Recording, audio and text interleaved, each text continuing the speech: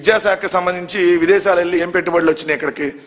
అయినా ఈయన శాఖలో ఈయన చూడటమే చేత కాదు ఈయనకి.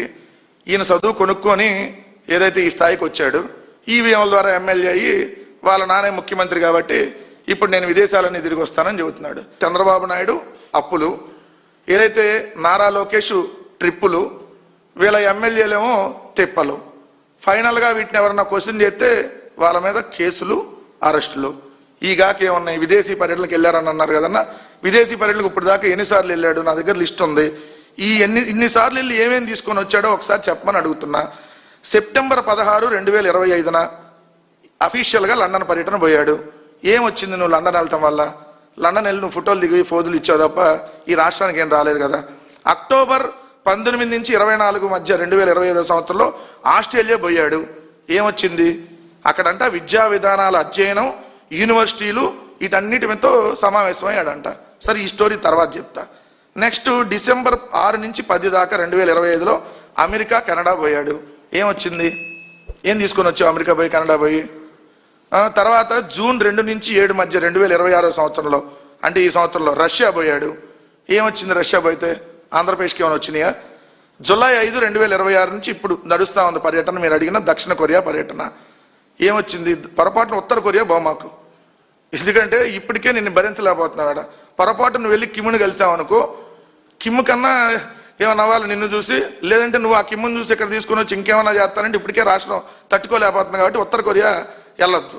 సరే, ఈయన క్రికెట్ మ్యాచ్ల కోసం విశాఖపట్నంలో 2025 అక్టోబర్లో క్రికెట్ మ్యాచ్కి పోయాడు.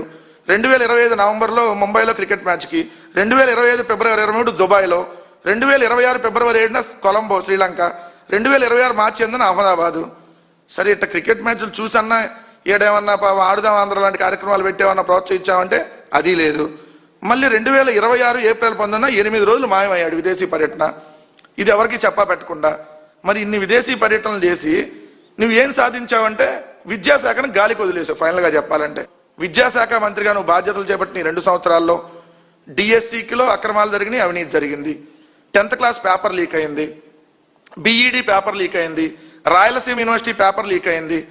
సరే, విద్యా వ్యవస్థలో ఏమన్నా మార్పులు తెచ్చావా అంటే ఒక మార్పు వచ్చింది. ఏంటంటే సిబిఎస్ఈ బోర్డు అంతకుముందు తమిళనాడులో ఉండేది. ఆంధ్రప్రదేశ్, తెలంగాణ, తమిళనాడుకి సంబంధించి జగన్మోహన్ రెడ్డి గారు ముఖ్యమంత్రి అయిన తర్వాత 1000 పాఠశాలల్లో 1000 ప్రభుత్వ స్కూల్లో సిబిఎస్ఈని తీసుకురావటం వల్ల తెలంగాణ, ఆంధ్రాకి సంబంధించి హైదరాబాద్లో కాకుండా విజయవాడలో బోర్డు వచ్చింది 2023 సిబిఎస్ఈ కార్యాలయం. సో దాన్ని ఇప్పుడు మళ్ళీ తెలంగాణకి వెళ్ళిపోయింది. తెలంగాణ సపరేట్ చేసుకున్నారు. ఎందుకు? మీరు వచ్చి ఆ 1000 స్కూల్లో సిబిఎస్ఈని రద్దు చేశారు కాబట్టి. ఇంకోటి చూస్తే ఇక్కడ పిల్లలకు ఫీజు రియంబర్స్మెంట్ అందనటువంటి దారుణమైనటువంటి పరిస్థితి మనకు కనపడుతుంది. పిల్లలకి స్కూల్ స్టార్ట్ అయిన 4 రోజులైనా విద్యా కానుక కిట్లు అందలా. స్కూల్ స్టార్ట్ అయిన 4 రోజులైనా ఎప్పటికీ తల్లికి వందనం గురించి ఏదైతే అసలు ఎప్పుడు ఇస్తారో గ్యారంటీ లేనటువంటి పరిస్థితి. మొట్టమొదటి ఏడాది ఆల్రెడీ ఎగ్గొట్టారు, 2వ ఏడాది 20 లక్షల మందికి ఎగ్గొట్టారు.